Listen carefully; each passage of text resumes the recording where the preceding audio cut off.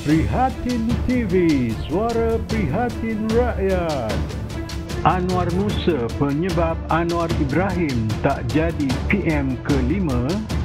Tuan-tuan dan puan-puan sekalian, rakyat majmuk Malaysia dari pelbagai warna dan lapisan rasa berbesar hati kerana negara tercinta dipilih sebagai negara Asia pertama selaku tuan rumah menjayakan kejohanan sukan kedua terbesar di dunia selepas sukan Olimpik Kuala Lumpur 98, sukan Commonwealth.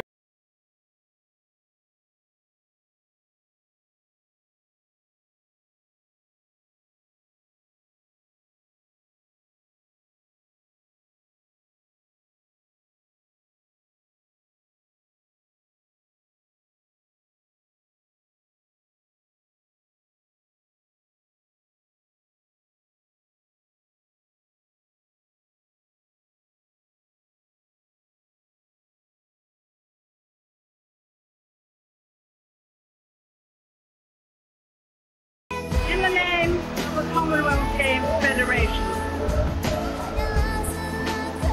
I proclaim the 16th Commonwealth Games, Kuala Lumpur 98 closed. Anwar telah dipecat sebagai Timbalan Perdana Menteri pada 2 September 1998, iaitu 9 hari sebelum bermulanya Sukom pada 11 September 1998. Maka jelas sekali Sukom 98 begitu signifikan kepada Dr. Mahathir, tetapi adalah satu mimpi ngeri buat Anwar, dan kami akan cuba buktikan di sini bahawa sekiranya Sukom tiada dalam cetusan Menteri Belia dan Sukan yang begitu berwawasan mengilhamkannya, nascaya Anwar sudah bergelar Perdana Menteri ke-5. Benar, dalam buku memoirnya A Doctor in the House, Dr. Mahathir ada menyatakan hasratnya untuk bersara selepas selesai Sukan Commonwealth dan menyerahkan jawatan PM kepada Anwar. Namun apa yang PTV cuba sampaikan di luar kotak adalah kemungkinan jikalau tiada acara Sukom ini, maka besar kemungkinan Anwar telah bergelar PM ke-5 berdasarkan faktor-faktor tertentu yang penonton-penonton boleh sama-sama nilaikan. Untuk menyorot kemungkinan persaraan awal Dr. Mahathir setelah 15 tahun memerintah, beberapa analisa boleh dibuat. Terlebih dahulu, mari kita lihat prestasi Dr. Mahathir sepanjang 4 pilihan raya umum dari 1982 hingga 1995 yang boleh menjadi asas kepada kemungkinan Dr. Mahathir boleh bersara sekitar 1996 jika Sukan Commonwealth tiada dalam perancangan.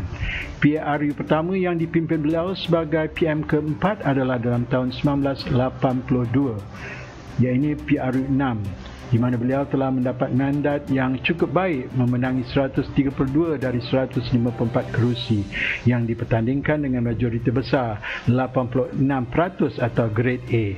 Seterusnya dalam PRU kedua beliau, PRU 7 pada tahun 1986 mendapat grade A juga dengan majoriti 84% memenangi 148 dari 177 kerusi yang dipertandingkan, satu pencapaian yang sama baik seperti sebelumnya.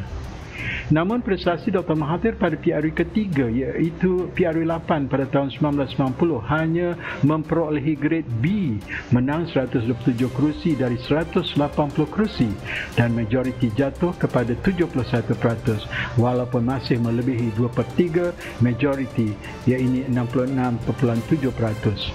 Prestasi menurun ini adalah disebabkan krisis perlembagaan dan perpecahan dalam UMNO sehingga pengharaman UMNO itu sendiri.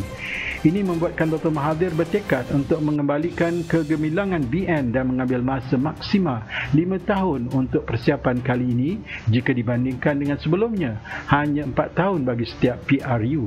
Hasilnya, PRU 9 dalam tahun 1995 kembali mendapat keputusan cemerlang dengan grade A atau 84% memenangi 162 dari 192 kerusi yang dipertandingkan. Atau dalam erti kata lain, Dr. Mahathir telah berjaya membuktikan bahawa beliau dapat keluar dengan bergaya dari kemelut politik pribadi dan partinya. Seterusnya, mengekalkan legasinya dan boleh bersara dengan rekod yang cemerlang berdasarkan buku report PRU yang mencatat 3A dan 1B.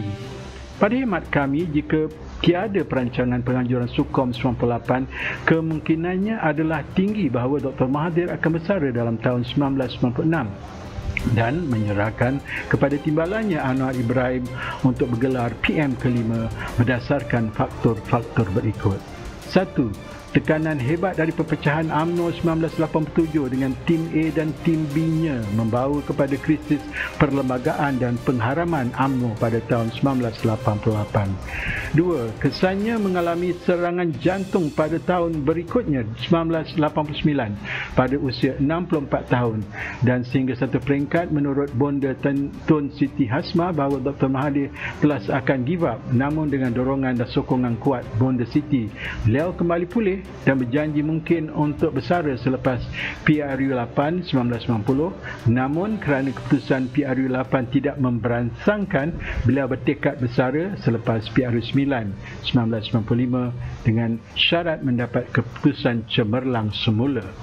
3. Selepas kejayaan kembali cemerlang PRU 9 1995, Dr. Mahathir bercadang bersara pada tahun berikutnya 1996 atas alasan berjaya meletakkan BN di landasan yang kukuh, faktor kesihatan kerana tidak mahu mengalami serangan jantung kedua, faktor usia pada tahun 1996 sudah berusia melebihi 70 tahun, memerintah selama 15 tahun dalam tahun 1996 dan telah memintas rekod Tunku Abdul Rahman, maka akan dikenang sebagai PM paling lama memerintah.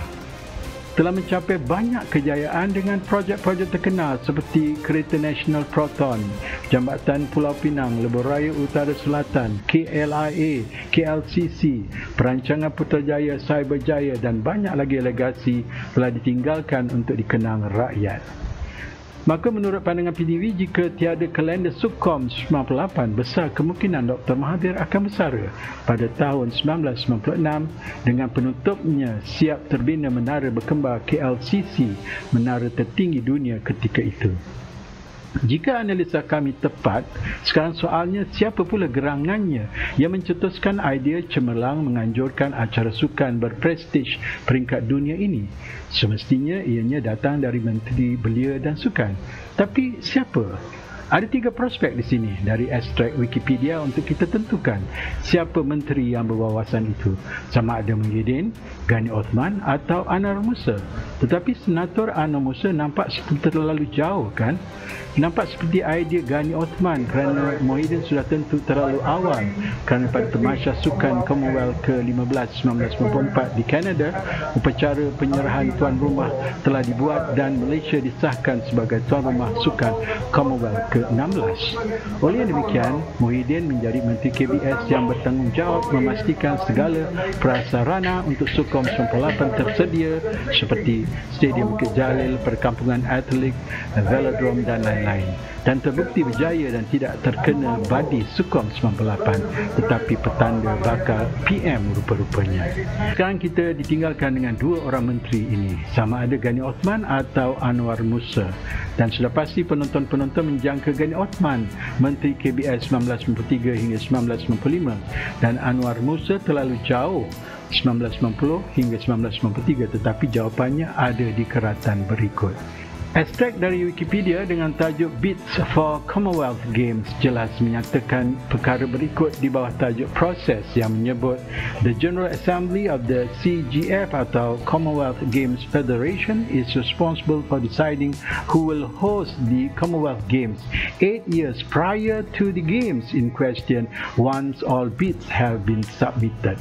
Maka 1998 tolak 8 sama dengan 1990, iaitu tahun di mana seorang menteri muda yang berwawasan telah mula membida untuk Sukom 98 dan pada tahun 1992 telah berjaya mengalahkan Adelaide, Australia yang berentak dengan Kuala Lumpur untuk menjadi tuan rumah Sukom 98. Maka Senator Anwar Musa berusia hanya 34 tahun dalam tahun 1990 sewaktu menjadi Menteri Belia dan Sukan, berhasil mengilhamkan dan mendapatkan Sukom 98, kebanggaan Dr. Mahathir yang kemudiannya telah mengangkatnya menerajui satu kementerian penting iaitu Kementerian Pembangunan Luar Bandar pada usia 37 tahun dari 1993 hingga 1999 sebagai satu reward kerana dapatkan Sukom 98.